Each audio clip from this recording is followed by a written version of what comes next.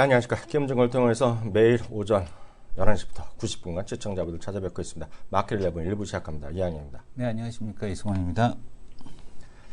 주생 완전히 흘러내리고 있어요. 네네. 네, 뭐 브렉시트.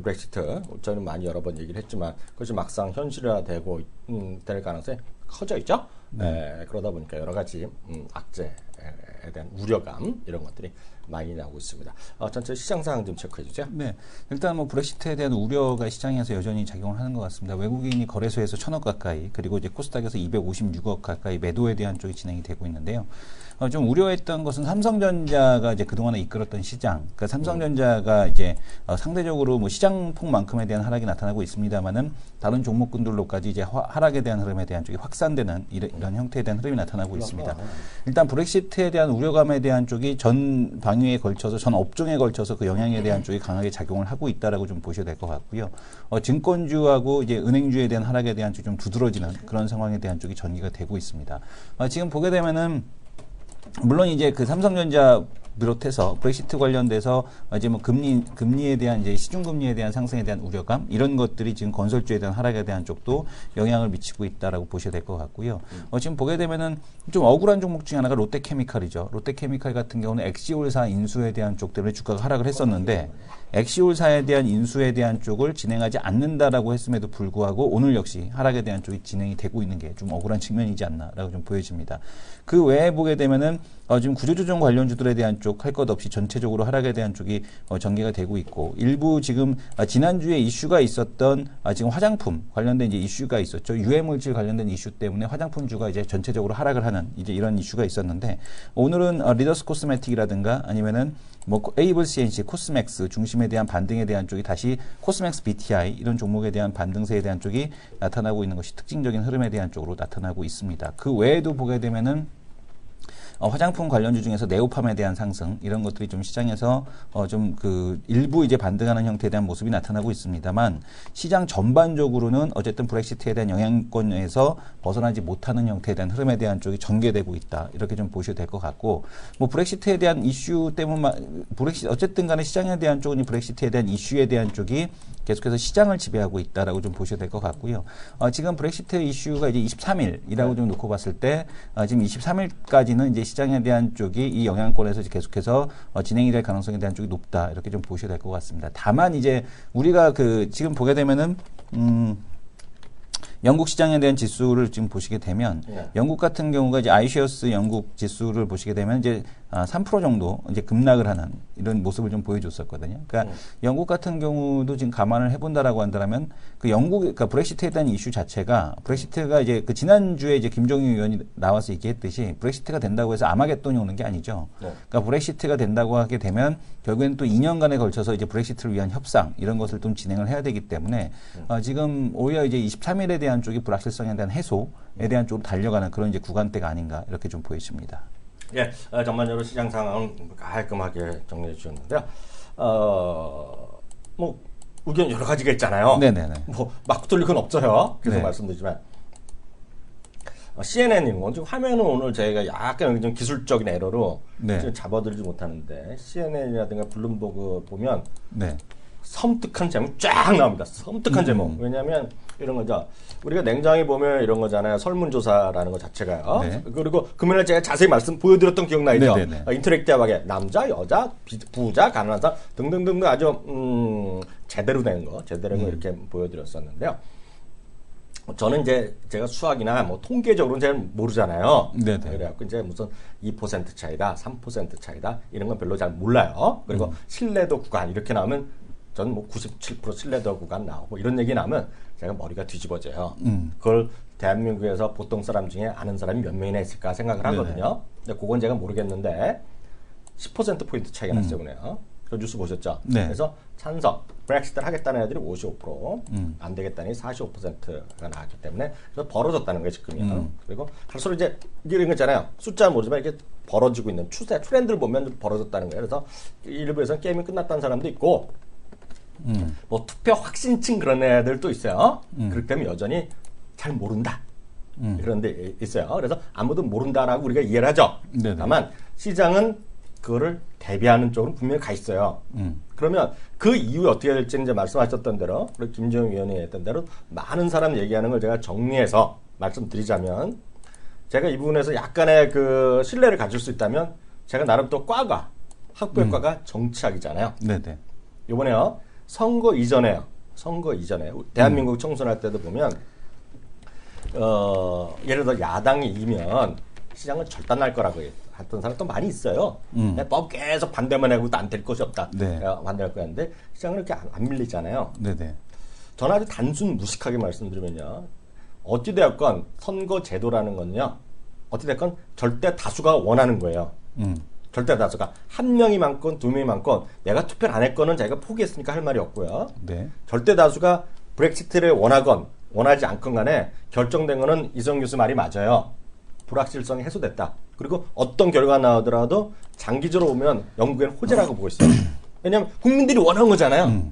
예? 찬성을 하고 만나는. 분명히 국민이 원하는 거가 맞는데 문제는 영국 바깥으로 생각하면 머리가 아파지는 거죠. 영국 밖에. 그렇기 때문에 영국 밖에 되면 제일 문제가 제일 심해지는 거고요. 영국에서는 더 시티라고 그럽니다. 런던 안에.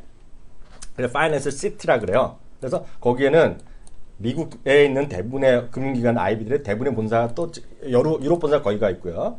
유럽의 베이스라는 다 거기가 있어요. 네. 근데 예를 들어서 당장은 아니겠으나 돈의 흐름이 또 원활하지 않고 세금이나 뭐 텍세이션이나 머리 아픈 게 많아진다는 거예요. 그래서 제가 혹시 거기 화면 잡을 수 있어요? 저는 하나도 못 잡아요 지금요. 네. CNN 머니 이렇게 들어가면 제일 처음에 나와갖고요. 네네. 브렉시트 뭐 크래시 이런 게 나올 거예요. 검색해봐요. 구글에 네. 들어가세요. CNN 머니도 들어갔죠. CNN 머니가 들어갔고 CNN 브렉시트 크래시란 말이 나와요. 네네. 화면 뉴스 나오지 않아요 바로? 잠깐 잡아야 됩니다. 네. 그리고 블룸버그에도 약간 뭐 커세이드 이런 말 또 쓰는데요. 비슷한 의미예요. 커세이드는 뭐 완전히 꼬꾸라진다는 얘기고요. 나오는 거예요. 근데 대한민국은 툭하면 그런 보도들이 많이 나오잖아요. 네. 시장 붕괴 뭐 이런 거. 네네. 폭동 붕괴 나오는데 미국이나 영국 그런 데서는 별로 그런 단어는 안 써요. 낚는 기사가 별로 안 써요. CNN 잡았어요? 네네. 그럼 잡아주세요. 이게 보면 크래시란 말이 나오잖아요. 마켓 크러쉬. 예. 네. 이거가 된다는 단 전혀 몰라요 우리는. 저 모르죠. 네네. 브렉시트가 될지 알아? 자기 모르죠. 모르죠. 제가 알 것 같아요? 모르죠. 영국 가봤어요? 아니요. 전 영국 가보긴 가봤는데 네. 한 2번 갔는데 한 20일밖에 안 살았어. 네네. 내가 어떻게 알아? 근데 여기 나오는 거가 보면 크래시 할 수 있다는 트리거라는 건 땡긴다는 거거든요. 네. 그래서 그런 우려가 있는 거야 지금요. 네네. 그런 우려가 있으니 영수증 찍어주네. 네, 이모증 마켓도 마찬가지죠. 네네. 그래서 지금 그런 상황이다. 라고 그냥 간단하게 이해하시면 되겠어요. 여기에 대해서 네. 여기서 정말 의미 없는 논의는 시청자분이나 언론이나 증권사에서 너 2학년 전문가, 2학년 전문위원님 브렉시트가 될 것 같아요? 이런 거 물어보는 거는 솔직히 하수죠. 하수. 네. 그잖아요. 그래서 불확실성 해소되고 영국엔 좋은데 다른 데에서는 지금 그런 우려가 있다. 제가 말한 거. 근데 2년 후가 됐건 간에 어쨌든 그런 우려가 있는 건 사실이다. 여기까지 좀 말씀드리도록. 깔끔하죠? 네. 네. 바로 초대 손님 함께하는 시간 갖도록 합니다.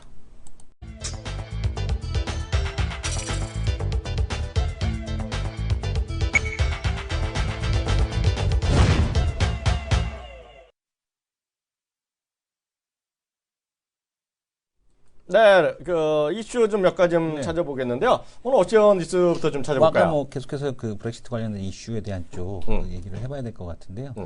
지금 이제 ORB 아까 그 거기서도 보셨습니다만은 이제 그 ORB 여론조사 네네. 이제 브렉시트가 이제 55%가 나왔다라는 것 때문에 이제 시장에서 전체적으로 흔들렸습니다. 근데 이제 그 오피니움 그러니까 여론조사 업체 가디언에서 실시한 거에는 42대 44 여전히 이제 반대 여론조사에 대한 쪽이 높은 걸로. 그러니까 이게 여론조사 방식이 이제 어떻게 되느냐에 대한 쪽에서 따라 다르다는 거죠. 그러니까 전화 비중에 대한 쪽을 높게 두게 되면 우리도 이번에 그 4.13 총선 때도 봤듯이 전화 비중에 대한 쪽으로 때리게 되면 이제 전화 받으시는 분들이 이제 고령층에 대한 쪽이 좀 더 높은 비중에 대한 쪽에 응답률을 보여주게 되는데 이 고령층 같은 경우가 브렉시트를 찬성하는 비율이 높지 않습니까? 그러다 보니까 이제 이 비율에 대한 쪽이 높게 나온다. 이런 지적에 대한 쪽이 계속해서 지적이 되고 있습니다. 그래서 결국에는 어쨌든 간에 지금 박빙이다. 어느 쪽으로 갈지 모른다라는 게 가장 큰 이슈겠고요. 뭐 스위스 방식에 대한 쪽을 얘기했습니다만은 이제 여기서 보게 되면 쇼이블레 재무장관이 영국이 이유를 EU를 탈퇴하면 영국은 더 이상 EU라는 단일 시장의 수혜를 볼 수 없을 것이다. 영국 브렉시트 지지자들이 가장 선호하는 노르웨이 방식의 EU 탈퇴 가능성을 일축했다. 노르웨이는 처음부터 EU 회원국은 아니지만 지금 보게 되면 유럽 자유무역 연합, 그다음에 네. 유럽 경제 지역에 대한 일원으로 EU 단일 접근권을 인정을 받는다라고 돼 있는데 이제 그거에 대한 쪽을 이제 그런 이득만을 볼 수 없다라는 거죠. 그러니까 지금 보게 되면은 EU 연합국들에 대한 쪽을 보게 되면 쭉 이제 이런 EU 연합국에 대한 쪽이 있는데, 그러니까 EU가 있고 그 밑에 또 유로존이 있는 거죠. 그러니까 쭉 밑에 보시게 되면은 EU가 있고요. 그다음에 뭐 독일, 프랑스 이렇게 쭉 해서 지금 EU가 있고 그 밑에 이제 유로존이 있고 이제 그거보다 유로존이 가장 강력한 결속 단계고 그 밑에가 이제 EU, 그다음에 그 밑에가 이제 노르웨이나 스위스 같은 국가들에 대한 쪽이 있는 겁니다. 그렇죠. 근데 이제 EU의 출범 자체가 뭐냐라는 거죠. 그러니까 EU의 출범 자체가 뭐냐라는 걸 놓고 보게 되면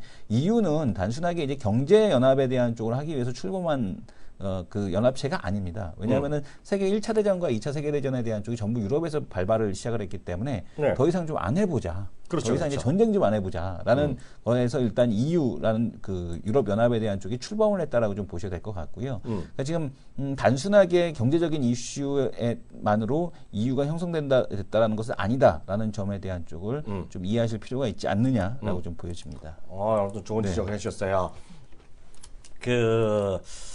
뭐 대충 그렇게 해드릴까? 네네. 이거 한번 해볼까죠? 네. 저는 이런 거 쓰는 애들은 나쁜 놈이라고 보고 있는데요. 네. 요즘 하여튼 조선일보가 나쁜 놈들이야. 조선일보가 이제 배신을 때리고 있는데 네. 이렇게 배신 때릴 수가 없다. 네. 조선일보, 나라도 조선일보 구독해야겠어. 네. 자, 참. 딴 얘기고요. 네. 제가 한번 글을 쓰려고 그래요. 네. 네? 조선일보의 화려한 변신. 요즘 칼럼이나 사설 보면 난리가 난 거 아세요? 몰라요. 네네. 제가 나중에 가르쳐 드릴게요. 네. 깜짝 놀랐어요. 네. 조선일보의 변신은 화려해. 근데 네. 그게 아니라 요즘 조선비즈가 기사가 좋아요. 음. 진짜로 냉정하게. 네. 땅 조선일보는 모르겠는데 조선비즈는 기사가 좋아. 음. 조선비즈.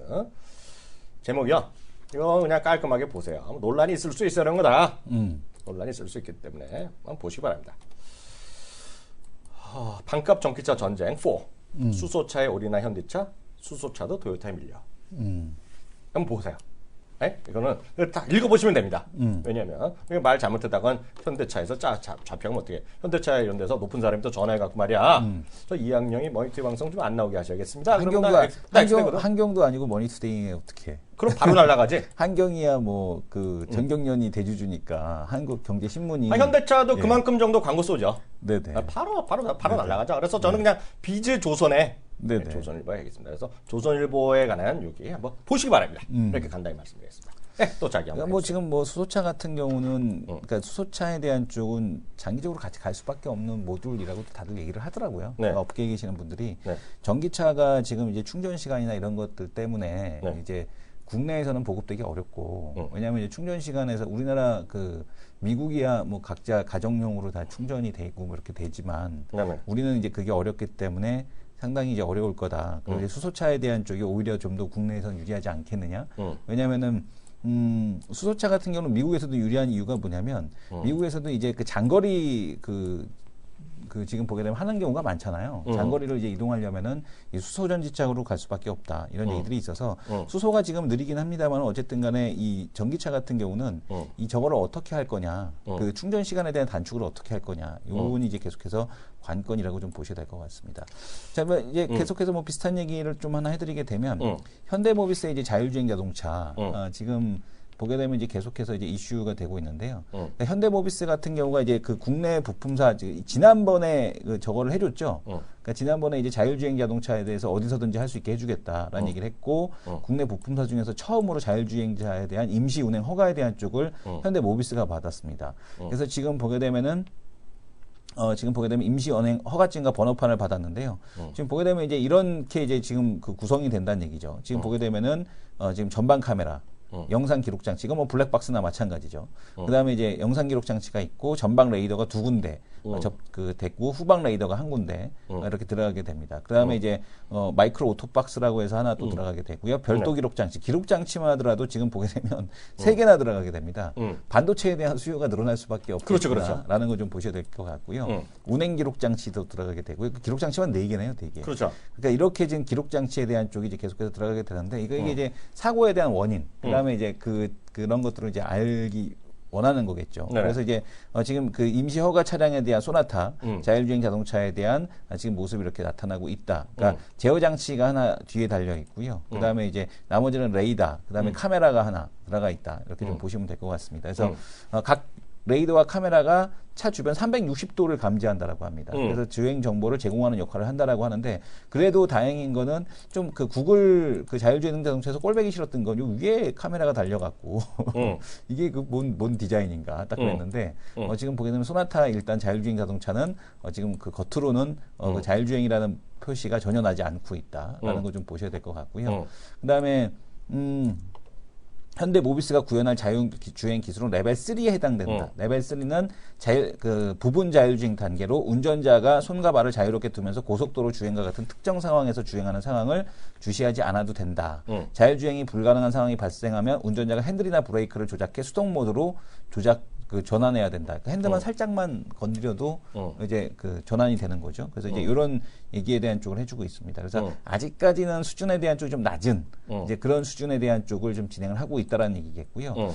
지금 이제 아직까지는 일반도로 시험 운행을 아직 못했다는 얘기죠. 그래서 이제 일반도로 시험 운행을 통해서 기술 완성도를 높여가겠다. 그래서 지금 테슬라에 이제 국내에 관련된 부품 업체들이 이제 많이 들어가고 있는데 만도 같은 경우도 지금 이런 만도가 이제 파트너가 될 가능성이 높다라는 얘기가 나오고 있지 않습니까? 지난번에 했죠. 예. 네, 그래서 이런 것들 에이다스 시스템이라든가 뭐 지능형 주차 보조 시스템, 능동 주행 시스템 이런 것들에 대한 쪽을 지금 이제 계속해서 테스트한다라는 얘기 나오고 있는데 만도가 지금 보게 되면은 상당히 좀 의미 있는 역할에 대한 쪽들을 해주고 있고 이제 만도에 누가 납품을 할 거냐 요게 이제 관건이 되지 않겠느냐 이렇게 보여집니다. 만도의 전성 시대가 왔어요 지금. 네네. 어찌됐건 간에 그리고 그 부분은 저나 뭐 아무리 얘기해봤자 소용이 없고 네네. 오늘 안 계시면 뒷담화 김정희 의원의 네. 작품이다.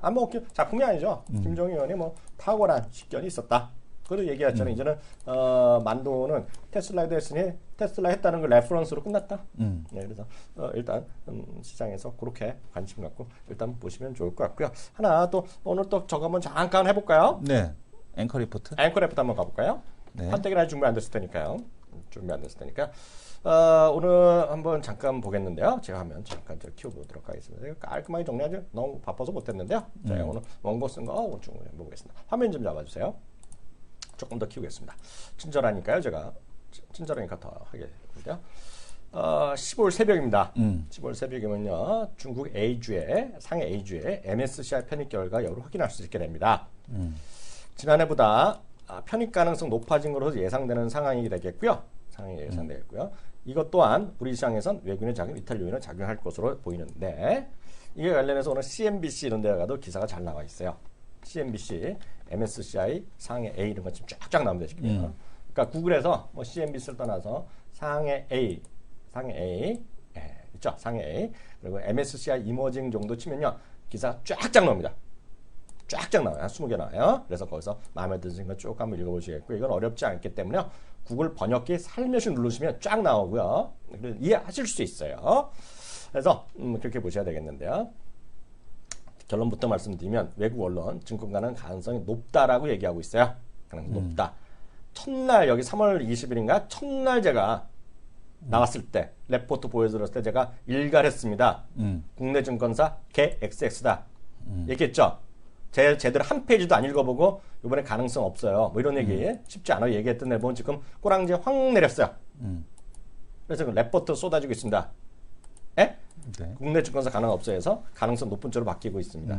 그래서 근데 문제는 5% 지금 이제 다들 또 이렇잖아요. 전 대한민국 증권사 애널리스트에 대해서 상당히 비판적인데요. 복사 붙이기는 이 정도가 없어. 대한민국 최고의 복사 붙이기 기능은 증권사 애널리스트라고 제가 확실하게 얘기할 수 있습니다. 진짜로 진심을 가득해서 말씀드릴 수 있어요. 왜 그러냐면 애널리스트가 너무 많아요. 대한민국 한마디로 많습니다. 지금 진짜로 제가 진심으로 말씀드립니다. 많이 줄어들었는데 그래도 많아요. 네. 그래도 많아요. 다 복사 붙이기가 태반입니다. 태반. 5% 편입시 이탈 규모 갖고 말들이 많아요. 예? 이것도 하나 예입니다. 5%. 근데 5%는 가능성은 있어요. MSCI에서 먼저 얘기했거든요. 5%를 작년부터 얘기했어요. 5% 편입시 국내 이탈 규모인데요. 지난번에 SK인가 어디서 1조 원 얘기했죠. 네. 패시브를 고려해서 1조 원. 그죠? 패시브라는 건 뭐냐면요. 제가 정확히 불러드립니다. 제가 이거는 머릿속에 달달 외우고 있어요. MSCI에서 제시하는 이머징 마켓 추종하는 펀드는 1조 5천억 달러입니다. 1조 5천억 달러에 곱하기 5% 하면 우리나라 돈은 한 5조 4천억 정도 돼요. 얼추. 예. 그런데 얘네들은 패시브라고 얘기하는 거는 그냥 그대로 쫓아가는 애들. 네네. 예, 그래서 뭐 시키는 자 걔들 하는 거는 업계 전체 20%밖에 안 된다 그래갖고 1조 5천억 곱하기 20%니까 3천억 정도 달러 되잖아요. 네. 3천억 달러에 곱하기 또 한 5% 한 거야. 0.5, 뭐 5% 하는 거야. 그래갖고 나온 거가 우리나라에서 0.32 정도 빠지기 때문에 1조 원이 나간다 얘기한 거예요. 제가 그때 말도 안 된다 그랬어요. 예? 제 얘기입니다. 오늘 나온 이건 NH투자증권 자료입니다. 이 모든 거는 NH투자증권은 나름 신뢰도 있어요. 왜? EPFR 기준으로 고려했어요. EPFR이라는 게 잘 모르시는 게 있어요. 잘 모르죠? 네네. EPFR.com이라고 해갖고요. 전 세계 펀드의 흐름을 짓게 하는 네요, 얘네는. 그래서 뭐 우리나라 다 이거 한 1년에 받아들 자료 받는 한 3만 불 정도 했을 거예요. 이 자료를 받는 거. 네. 펀드 흐름 받는 거가 3만 불 정도 증거가 되는데 요즘 한 5만 불 낼 거예요. 제가 처음 결제할 때 3만 불 품위 받았던 기계가 있거든요. 얘네는 신뢰가 있어요. 그래서 얘네들은 야, 저건 아니다. 1조 5천은 좀 뻥인 것 같다. 얘네 얘기예요. 그래서 걔네가 제시한 거는 7,500만 달러로 어떻게 훅 깎았어. 7,500만 달러 정도가 지금 MSCI 이머징을 추정하고 있다는 것이 EPFR이에요. EPFR. 이건 아주 좋은 자료입니다. 신뢰성 있어요. 그거에 대해서 또 0.3% 하니까 2조 7천억 정도 나옵니다. 이거는 신뢰성 있어요. 이거는 무조건 빠져나가게 돼 있어요. 예?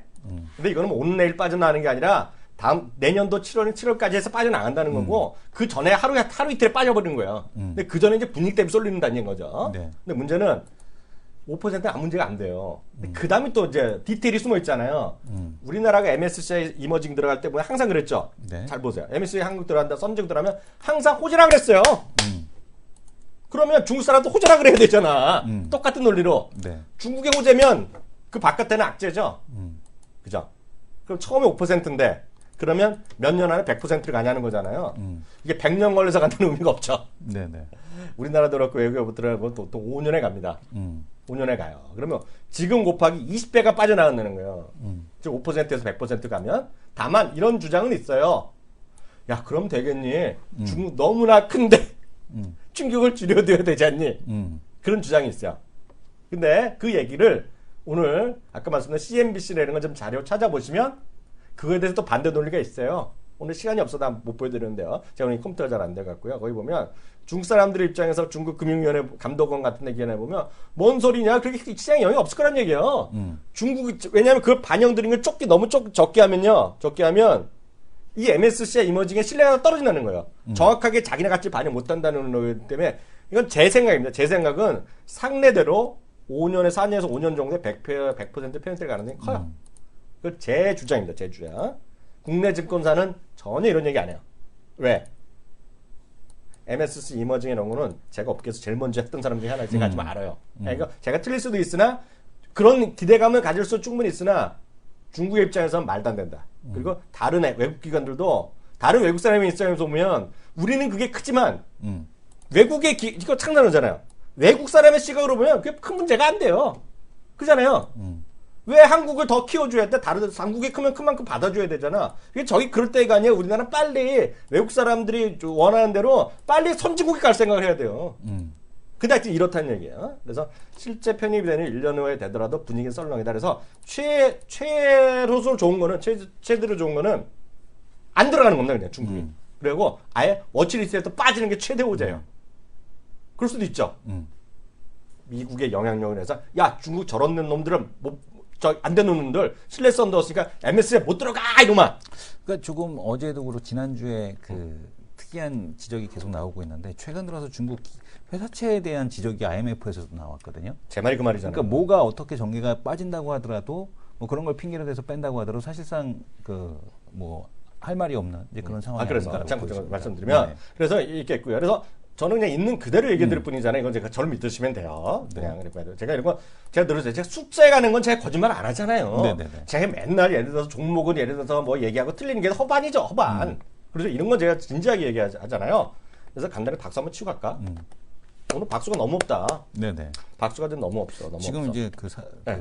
그래서 국내 업종별 비중 이런 거 나오는데 이거는 한마디로 자료다. 가치가 없어요. 이거는 치면 나오는 거예요. 이건 정해져 있어요. 정해져 있어요. IT가 제일 많고 경기 소비재가 그다음에 금융주예요. 그래서 우리나라 지금 MSCI 이머징 마켓 인덱스 보유 비중은 정해져 있는 겁니다.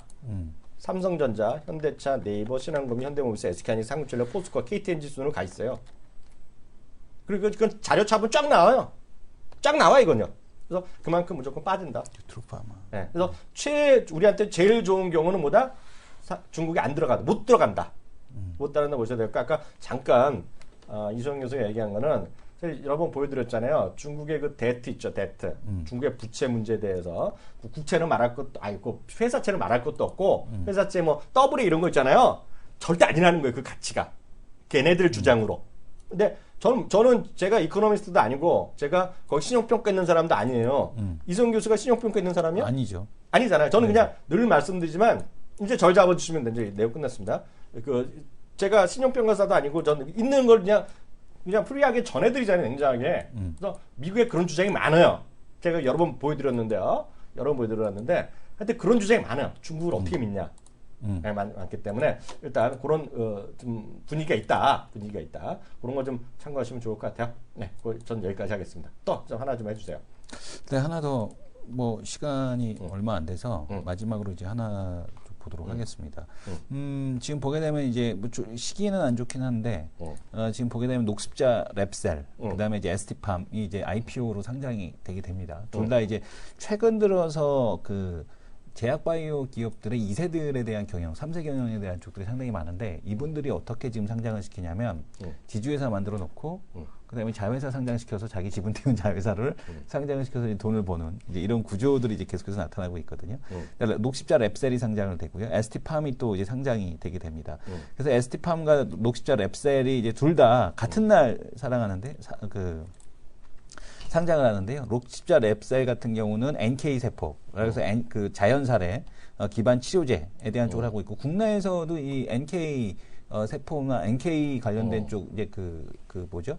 진단 키트, NK 뷰 키트 이런 데 하는 데가 지금 보게 되면은 에이티젠 이런 기업들이 하고 있고요. ST팜 같은 경우는 원료의약품 사업. 그러니까 원료의약품 사업이라고 하면은 이제 지금 보면 에스텍 파마 이런 쪽이라고 좀 보시면 됩니다. 그래서 에스티팜 아무래도 녹십자 랩셀이 좀 더 높은 밸류에 대한 쪽을 받지 않을까 이렇게 좀 보고 있고요. 지금 보게 되면 녹십자 랩셀 같은 경우는 암세포를 직접 공격 제거하는 이제 그 혈액에 투입돼서 지금 NK 세포 치료제를 국내 임상 이상을 진행을 하고 있습니다. 그래서 지금 랩셀 같은 경우는 좀 초반에 좀 올라갈 텐데 그때 공략하면 좀 재미는 없을 것 같고요. 그다음에 회사는 이게 조금 더 이제 그 매력적으로 보이고 있고요. 그다음에 이제 바이오 물류 사업에 대한 쪽도 시작을 했다라고 합니다. 그래서 NK 세포 기반의 치료제를 개발하는 그다음에 녹십자 랩셀, 그다음에 ST팜 같은 경우는 원료의약품에 대한 공급을 하고 있는데 C형 간염 에이즈 치료제 원료를 다국적 제약사인 길리어드, 글락소스미스클라인 등에 공급을 하고 있다라고 합니다. 그래서 길리어드 수출 금액이 전체 매출의 60%를 차지하고 있어서 원료의약품 중에서는 가장 그래도 대장주 역할을 할 수 있는 이제 그런 기업에 대한 쪽이지 않을까 이렇게 좀 보여집니다. 그래서 ST팜과 둘 다. 근데 지금 보게 되면은 둘 다 3년간 실적 개선세에 대한 쪽이 나타나고 있는데 지금 보게 되면 ST팜 같은 경우는 지금 보게 되면은 영업이익에 대한 쪽이 2023년도에 100억에서 지금 보게 되면은 작년에 344억 원. 상당히 의미 있는 이제 그런 실적에 대한 쪽을 보여줬고요. 랩셀 같은 경우는 지금 보게 되면 매출이 한 300억 정도 해당이 되고 있고 영업이익은 한 32억 정도를 기록을 하고 있습니다. 마지막으로 제 화면 잠깐 잡아주시면 왜냐하면 이게 시간이 없어 다 못하는데 이거 이런 얘기 들으면 저런 얘기를 내가 지금 뭐하러 들어야 돼 그런 분들 계세요. 네네. 블룸버그입니다. 제가 무슨 솔직히 허접한 우리나라 경제지면 제가 안 보여드려요. 네. 블룸버그예요. 매시브 베일아웃이 뭔지 알죠? 베일아웃은 네. 뭐 우리나라 말은 뭐 베일아웃. 구제금융이죠 뭐 엄청난 구제금융이 필요하다 중국에서 그런 얘기 나오는데 이게 이 반응 아니라 제가 잘 들으세요. 뱅킹 시스템 인 차이나 트러블 이런 거 치면요 쫙 나옵니다 지금요. 근데 그게 맞느냐 안 맞는지는 나 능력 밖이야. 그거는 우리 작년에 꼰초수 이름 뭐야 이게 누구요? 도망가네 키미터 도망간 친구. 전지원? 전지원이 같은 친구 있어야지 알고 아니면 여기서 홍 박사님 있죠. 네네. 홍 박사님 계시면 한번 여쭤보세요. 이런 얘기가 맞나 안 맞나. 난 능력이 없어요. 자기 능력 있어? 없습니다. 저 없어요. 네. 따지지 마세요. 다만 제가 할 수 있는 건 저는 이런 게 제 눈에 많이 보여요. 그래서 말씀드리는데요. 다시 말씀드리지만 베일아웃, 뱅킹 시스템, 트러블 이런 거 있죠. 영어로 치면 그냥 쫙쫙쫙쫙쫙쫙 나와요. 한번 보시기 바랍니다. 1분 여기까지 하겠고요. 2부에 뵙겠습니다.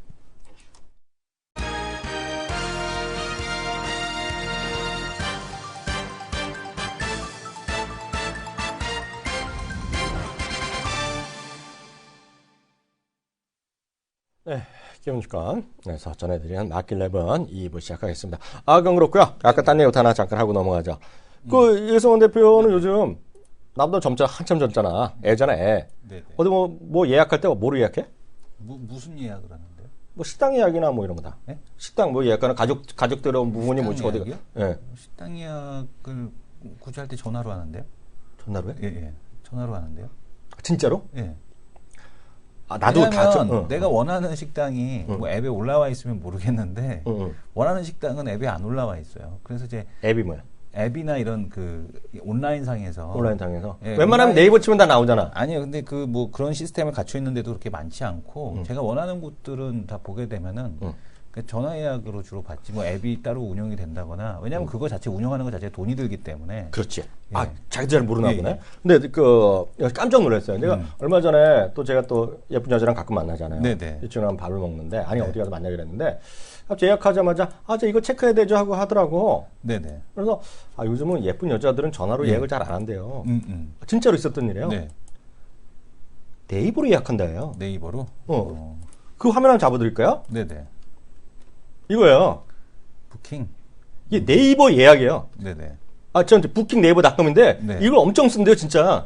그래갖고 대신에 이걸 또 좋은 게 이걸 하고 나서 예를 들어서 자기가 쇼잉을 안 하잖아. 네. 식당 갔는데 내가 안 가잖아. 그러면 어떤 데는 이걸 하면 뭐 5% 할인 데도 있고 어떤 데는 예약을 노쇼잉이라고 그러잖아. 노쇼라고 그러잖아. 네네. 노쇼하면 네이버 무슨 마일리지 점수가 또 차감되고 그런 게 있대요. 그래서 이걸 많이 쓴다고 그러더라고. 진짜로. 제가 안 써봤어요? 안 써봤어요. 근데 요즘 여자들이 이거 많이 쓴대. 요즘 젊은 애들은 전화를 잘 안 하잖아, 뭐든지. 네네. 그래서 전화도 어렵게 다 이걸 많이 한다고 그러더라고. 진짜로요. 혹시 써보시는지 모르겠어요. 그런데 제가 금요일 날인가? 우리 존경하는 키움증권, 이건 키움증권 얘기잖아요, 이게. 네네. 누가 광고하는 것도 아니고. 키움증권 여기 글로벌 영업팀에서 이걸 만들어서 뿌렸다는 거야. 네네. 그러니까 우리 있잖아. 네. 해외 주식 투자 설명하는 거 다음 주 화요일 날 네네. 하는 거 더 늦기 전에 미국 주식 시작하라. 이걸 나한테 보내길래 야 이게 뭐니 이게 난 이걸 몰라. 그랬더니 네이버 앱이래요 이게. 네이버 하는데 이걸 많이 쓴다는 거야. 네.